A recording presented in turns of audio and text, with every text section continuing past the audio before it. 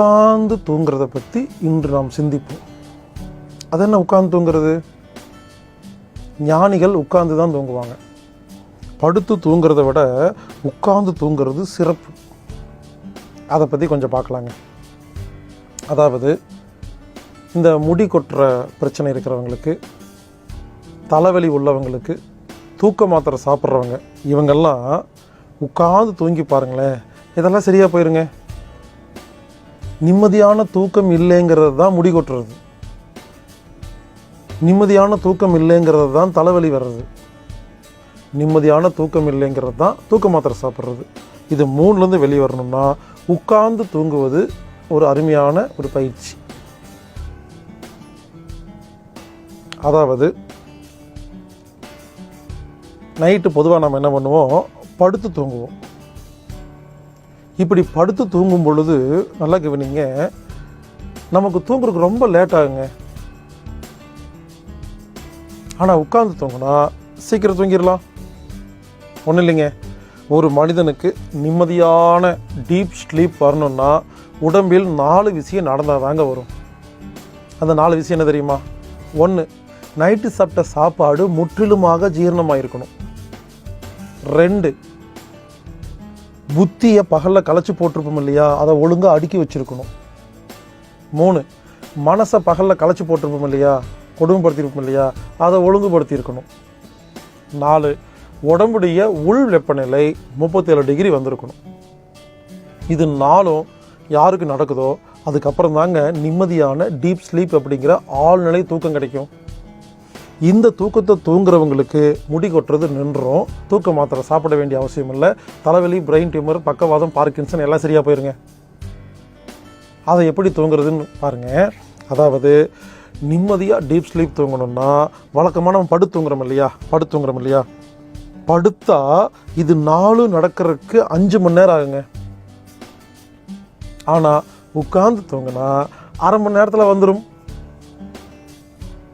படுத்து தூங்கும் பொழுது 5 மணி நேரத்துக்கு அப்புறம் தான் புத்தி ஒழுங்கு பண்ணும், மனசு ஒழுங்கு பண்ணும், சாப்பிட்ட சாப்பாடு ஜீரணமாகும், பாடி டெம்பரேச்சர் 37 டிகிரிக்கு வரும். ஆனால் உட்காந்துட்டு தூங்குனீங்கன்னா, அதாவது உட்காந்துக்கிட்டே கண்ணை மூடி சும்மா இருந்தீங்கன்னா இந்த 4ம் அரை மணி நேரத்தில் நடந்துருங்க. ஒரு சில பேர்த்துக்கு அரை மணி நேரம் ஆகலாம், ஒரு சில பேர்த்துக்கு 3/4 மணி நேரம் ஆகலாம், ஒரு சில பேர்த்துக்கு 1 மணி நேரங்க, அதுக்கு மேலே போகாதுங்க. அதனால் இனிமேல் யாரும் படுத்து தூங்காதீங்க. படுத்திங்கன்னா இப்போ நைட்டு 10 மணிக்கு படுக்கிறோம் இல்லையா, நமக்கு டீப் ஸ்லீப் வர்றதுக்கு 5 மணி நேரம் ஆகும்னா கணக்கு போடுங்க. காலையில் 3 மணிக்கு தாங்க டீப் ஸ்லீப் வருது, அதுக்குள்ளே விடிஞ்சிருது, எந்திரிச்சு போயிடுறோம். நம்மெல்லாம் ஏன் தெரியுமா நிம்மதியாக தூங்கி ரொம்ப வருஷம் ஆச்சு? நம்ம படுத்து தூங்குறோங்க, அதாங்க ரொம்ப லேட் ஆகுது. இனிமேல் உட்காந்து தூங்கி பாருங்கள். அது எப்படின்னா, பெட்டில் கடைசியாக படுக்க போகிறீங்க இல்லையா, படுக்காமல் பாருங்கள், சும்மா உட்காந்துக்கணும். ரொம்ப பெரிய வித்தையெல்லாம் கிடையாது, சாதாரணமாக உட்காந்துக்கணும், கண்ணை மூடி தூங்கணும்.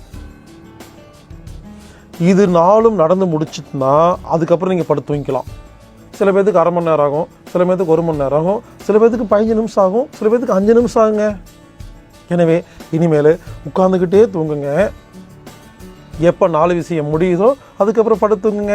அப்படி படுத்திங்கன்னா மொத்தமாகவே 4 மணி நேரம் படுத்தா போதும்.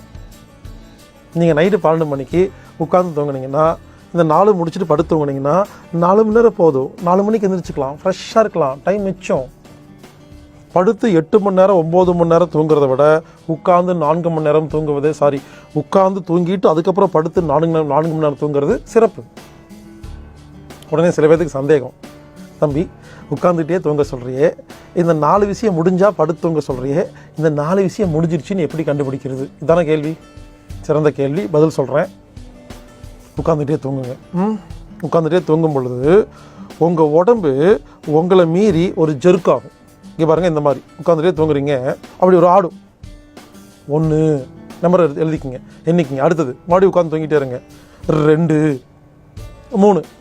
3 தடவை உட்காந்து தூங்கும் பொழுது உங்கள் உடம்பு உங்களை மீறி ஜெர்க்கானா டீப் ஸ்லீப் ஆரம்பிச்சிருச்சுன்னு அர்த்தம். இப்போ படுத்து தூங்குங்க, அருமையான தூக்கம் வரும். தூக்கத்தில் கனவே வராது.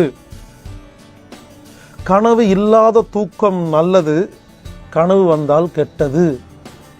ஆனால் நீங்கள் கூகுளில் அடித்து பாருங்கள், கனவு வந்தால் நல்லதுன்னு தப்பாக எழுதி வச்சுருப்பாங்க.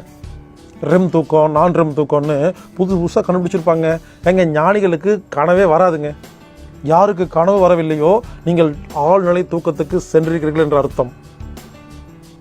ஏன் தெரியுமா கனவு வருது? இந்த புத்தி மனசும் அடிக்க வைக்காமல் படுத்துற வேண்டியது. இது 3 சண்டை போடுது, நான் தூங்குறேன் நீ தூங்குறேன்னு. அதாங்க கனவு. கனவு வரும் தூக்கம் நல்லதல்ல. எனவே இனிமேல் உட்காந்துட்டே தூங்குங்க. எப்போ 3 ஜெர்க் ஆகுதோ படுத்து தூங்குங்க. கொஞ்ச நேரம் தூங்கினா போதுங்க. பகல் அவ்வளவு தெம்பாக இருக்கும். தூக்கம் ஒரு மனிதனுக்கு ரொம்ப அவசியம். இங்கே பாருங்க, அதுக்காக ஹால் இருக்கு இல்லையா, அதில் உட்காந்து தூங்கிட்டு 3 முறை ஜர்க் ஆகிட்டு அப்புறம் எந்திரிச்சு நடந்து போய் பெட்ரூமில் போய் படுக்காதீங்க. நடந்து போகும்போது தூக்கம் கலைஞ்சிரும். எங்கே கடைசியாக படுக்கிறீங்களோ அங்கேயே உட்காரணும். சில பேர் உட்காந்து தூங்கிட்டு 3 முறை ஜர்க் ஆகிட்டு அப்பா தூக்கம் வந்துருச்சுன்னு எந்திரிச்சு போய் லைட் ஆஃப் பண்ணிவிட்டு யூரின் போயிட்டு தண்ணி குடிச்சிட்டு வந்து படுத்திங்கன்னா தூக்கம் வராது. அதாவது முதல்லையே யூரின் போயிட்டு முதல்லையே தண்ணி குடிச்சிட்டு முதல்ல லைட் ஆஃப் பண்ணிவிட்டு கடைசியாக அங்கே பெட்டில் வந்து படுக்க போகிறீங்க இல்லையா, அந்த இடத்துல அப்படி உட்காரணும். கழுத்தை தொங்க போடணும். அவ்வளோதான். உட்காந்துட்டே இருங்க. அதிகபட்சம் அரை மணி நேரம் இல்லை 3/4 மணி நேரம் இல்லை 1 மணி நேரங்க. 3 முறை ஜர்க் ஆகிரும். படுத்து பாருங்களேன். நாளைக்கு காலையில் எந்திரிச்சு பாருங்கள், அவ்வளோ ஃப்ரெஷ்ஷாக இருக்குங்க. தூக்கம் அருமருந்து. கோடி ரூபாய் கொடுத்தாலும் கிடைக்காத மருந்து தூக்கம். எனவே நாம் உட்கார்ந்து தூக்கும் பழக்கத்தை செய்வோம், ஆரோக்கியமாக வாழ்வோம். இப்போ பாருங்கள், இந்த பஸ்ஸில் போகும்போது தூக்கம் வருதா? காரில் போகும்போது தூக்கம் வருதா? ஸ்கூலில் போய் உட்காந்தா டீச்சரை பாடம் நடத்தும் போது தூக்கம் வருதா? காலேஜில் போய் உட்காந்திங்கன்னா லெக்சரர் பாடம் நடத்தும் போது தூக்கம் வருதா? புரிஞ்சுக்குங்க. உட்காந்தா தூக்கம் வருதா இல்லையா? ஒன்றும் இல்லைங்க. யார் ஒருவர் ரொம்ப நேரம் அமைதியாக உட்காந்து சும்மா உட்காந்துருக்கீங்களோ தூக்கம் வந்துடுங்க. நம்மெல்லாம் சும்மாவே இருந்ததே இல்லை, அதான் தூக்கம் வரவே மாட்டேங்குது. சரி, பகலில் தான் இருக்க முடியல, இரவாவது இருக்கலாமா இல்லையா?